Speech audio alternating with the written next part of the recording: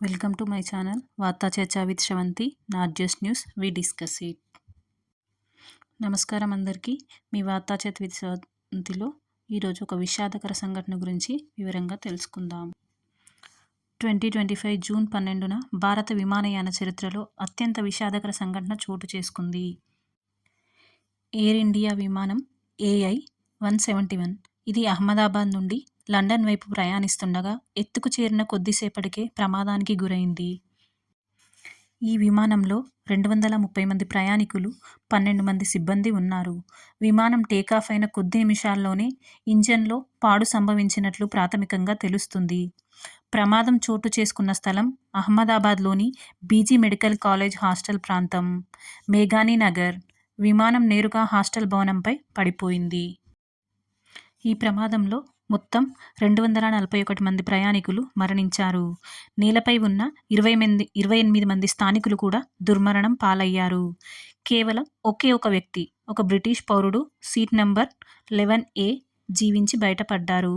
ఆయన్ని వెంటనే హాస్పిటల్కి తరలించారు. ప్రముఖులు కూడా ఈ ప్రమాదంలో ప్రాణాలు కోల్పోయారు.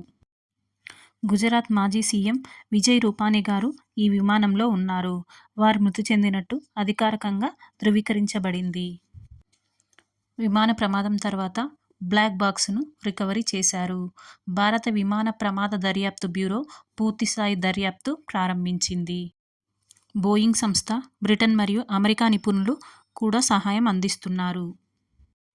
ప్రాథమికంగా తేలిన అంశం మెకానికల్ ఫెయిల్యూర్ లేదా సబోటేజ్ కావచ్చన్న అనుమానం.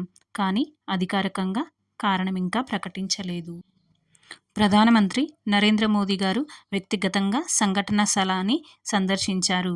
ఈ ప్రమాదం నా మనసుని కలిచివేసింది అంటూ ట్వీట్ చేశారు. మరణించిన వారి గుర్తింపునకు DNA టెస్ట్ చేపట్టారు. టాటా గ్రూప్ ఎయిర్ ఇండియా తరపున నష్టపోయిన కుటుంబాలకు ఆర్థిక సాయాన్ని ప్రకటించింది. ఇది భారతదేశంలో మొదటి బోయింగ్ 787 డ్రీమ్ లైనర్ ప్రమాదం కావడం గమనార్హం. కొన్ని క్షణాల్లో 241 మంది ప్రాణాలు. Thanks for watching. Like, share and subscribe.